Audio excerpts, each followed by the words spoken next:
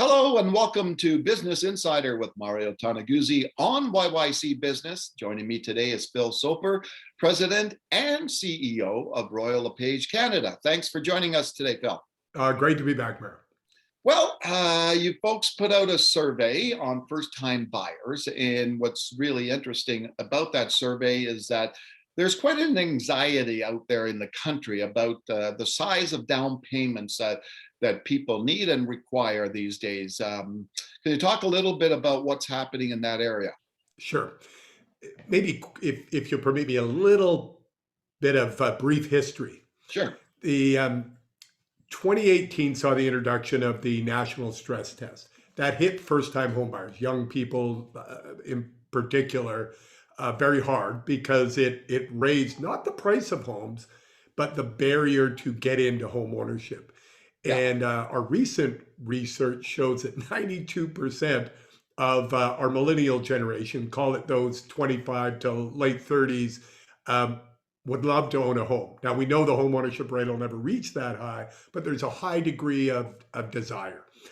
And 2018 comes and their ability drops pretty dramatically.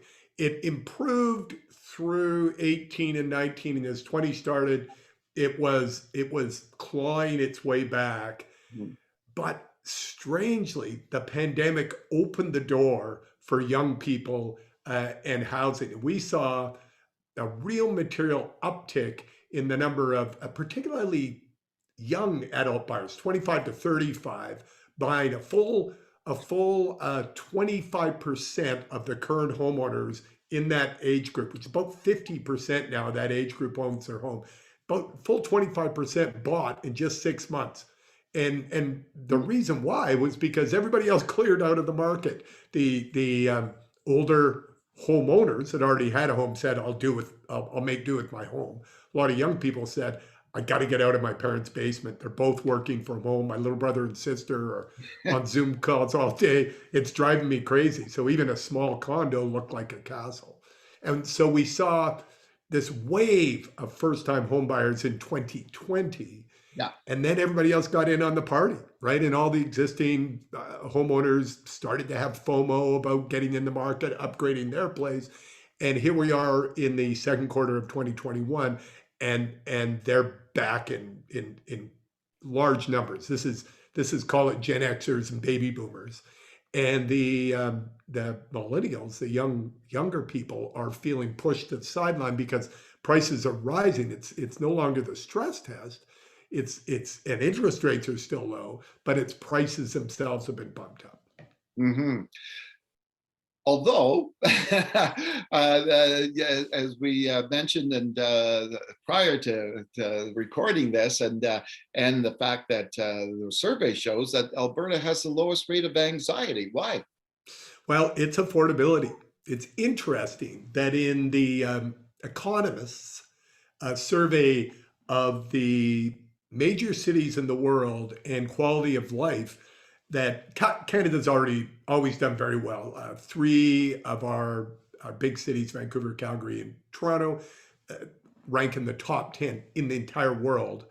And in 2020, for the first time, Calgary went to number 1 in Canada, number 4 in the world. Well, guess what? Part of quality of life is affordability. Yeah. And home prices have been relatively static since the fourth quarter of 2014, when we lost 70% of the value of a barrel of oil. So it's been a period of time when Calgary home prices have been, call it flat, and Vancouver, Toronto, Ottawa have been rising uncomfortably. So the gap in affordability in those other cities has grown and grown. And suddenly you've got this city with very high quality of living and very low home prices. So yeah, it doesn't surprise me that young people in Alberta going, hey, doesn't bother me. I see a path to home ownership here.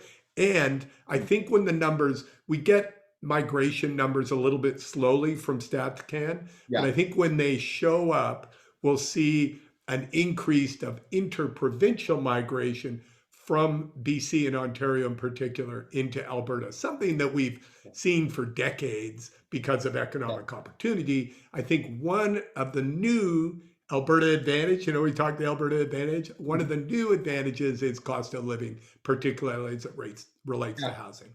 And RBC puts out its regular affordability Affordability index, yeah. measures and index, et cetera. And Calgary and Edmonton is always at the bottom of the lowest. Or the top, depending on which way you're looking at it. Yeah, exactly, right, Yeah. compared to the other cities across the country. But the other thing too, about Calgary especially, right, and Alberta in general, really, we do have the highest wages in the country, right? Yeah, that's true. So Families in Alberta overall are BC's number two and Ontario's number three. Alberta is number one for earnings per family. so it makes it really desirable for home ownership when you have That's affordability, high wages, boom. a little personal note. I've got a daughter who just graduated med school here at the University of Toronto, and she's moving to Calgary, my old hometown. So she'll be working at Foothills as an internal Yeah. medicine, and she's dragging along her boyfriend, who's a lawyer. So there you go. There you And go. they're shopping. There you go. um, let's talk about a couple of other things that impact the market these days. And you made a little reference to it before, the interest rates. Obviously, that's got to be a huge factor right now for everyone, no matter you're a first-time buyer or whatever, right? In terms of getting into the market. Yeah, one of the misconceptions was that homes were more expensive this past year during this expanding market. They weren't, because people don't buy homes based on their sticker price. They buy them based on the carrying costs, or the monthly cost of their mortgage. Yeah. They compare those to rent. We call that rental equivalency. And if you look at the actual cost of carrying a home, call it a $500,000 home, and you look at monthly payments in 2020, at the end of 2020, it was the cheapest it's been since 2015. Now that's a national number. And obviously Calgary has seen home price appreciation over the last year during 2020 and into 2021, which is great. But even in places like Toronto or Vancouver, where prices have really uncomfortably high and accelerating rapidly, it was cheaper because money was so much cheaper. We actually saw major banks offering insured mortgages, that 5-year fixed everybody loves, for 0.99, 1% essentially. It's almost free money. Yeah, unbelievable. The other thing too, I wanted to ask you, when it comes to the first-time buyers market, is the bank of mom and dad, so to speak, Yeah. and how they're helping. Can you talk a little bit about that? We've got a couple of things obviously happening there. You have the sort of the upper end of the boomer generation obviously passing on, Yep. dying off, and That hits a little too close to home, doesn't it? but they're passing on their wealth and their inheritance to their children, right? That's one part. And then there's, of course, the wealth that the boomers have accumulated, again, being the bank for first-time buyers. Have you seen a lot of that as being a factor in the market these days too? More than in any previous generation. It's really quite amazing. It starts with the money, as you alluded to. The baby boomer generation is the wealthiest generation in history, both in terms of their assets and liquid cash. So they've had the ability to, a lot of them, by the way, are still working, but increasingly we see about 5,000 baby boomers retiring a week now. Wow. We think there's going to be a major impetus, or a major event in terms of selling and rebuying in that process. And in a lot of cases, they're going to surface some capital. In other words, they're going to sell their expensive urban property and buy a less expensive recreational property. Yeah. And they're helping out their kids. They are helping their kids out to a degree we haven't seen with previous generations. Part of it is because they need to get their kids into, if their kids are going to get into home ownership, they need that kind of help because they getting that down payment is it's tough, Yeah. and part of it is cultural. You know, this generation, the millennial generation, stayed at home longer than any previous generation. They seem to get along with their parents better than previous generations. Like I got along fine with my parents, but I left when I was 18. You Yeah. know, Yeah. Yeah. they we finally sort of pushing kids out in the mid 20s in Vancouver, our most expensive city.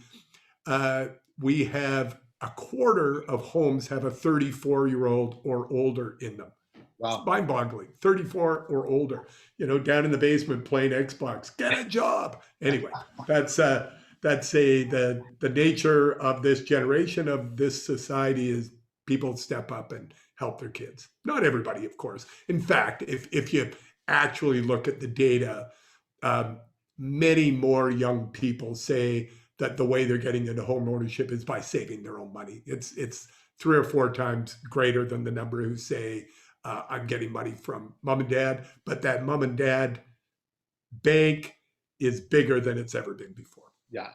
The last thing I wanted to ask you about is just the way the market is here, and you know, even in Calgary, uh, Sure. for instance. I've had realtors use the words, you know, or use the word frenzy of what's happening right now, right? And you know, the sales in April were sky high. First part of May, almost halfway through the month, same thing. The sales are just soaring. In that kind of environment, is there an attitude by potential home buyers, especially first time buyers, that they've got to get in. I've got to get in now Yeah. before I lose my chance.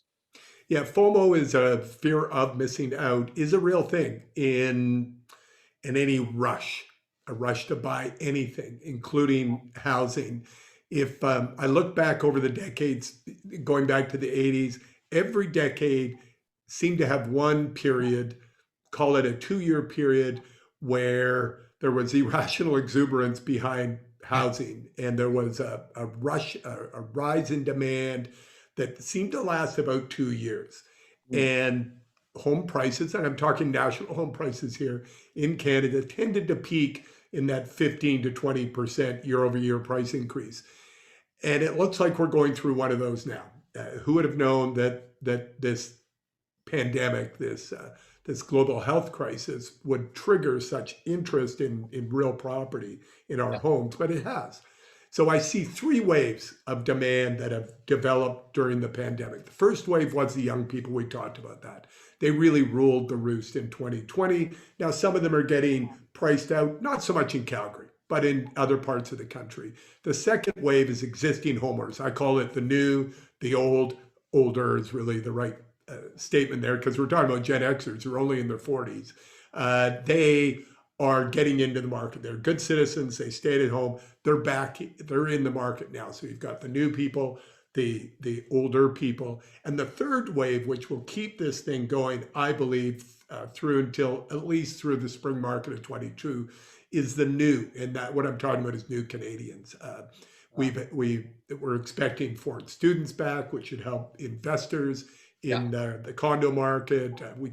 We got 830,000 foreign students in this country at a normal run rate basis, number 3 in the world for hosting foreign students. Hugely important segment of demand for our investors in Yeah. real estate landlords, and new Canadians who tend to live in cities, tend to rent for the first 3 years, and then they get into home ownership. And that'll extend this wave, I believe, through the spring of 2022. So lots of demand, lots of FOMO. The good news is when we look in the past at those bumps in activity levels and prices, they do flatten out, but they don't tend to go down. It's really rare for prices to go down. Even in Calgary, if you look at that really difficult time from the end of 14, say to 20, Yeah. 5, 6 year period, 2% a year price erosion. It just really tiny little bumps down. So home prices are remarkably resilient in this country. Yeah. And I don't see any region of the country that over the next 10 years won't experience rising property values, simply because household formation, the number of roofs we need to put over people's heads, is Yeah. going to increase. And if you've got a rising tide, it raises all ships. And I don't see honestly, it's sad, but I don't see our municipalities, our provincial governments getting their act together and finding a way to get new construction, new homes into the marketplace at the rate we're going to need them. So there's going to be shortage in supply and high demand for a number of years to come. Yeah, interesting times ahead. Thanks very much, Phil, for joining us again. My pleasure, as always. You take care. Okay, that was Phil Soper, who is President CEO of Royal LePage Canada. This has been Business Insider with Mario Toneguzzi on YYC Business. Thanks for joining us today.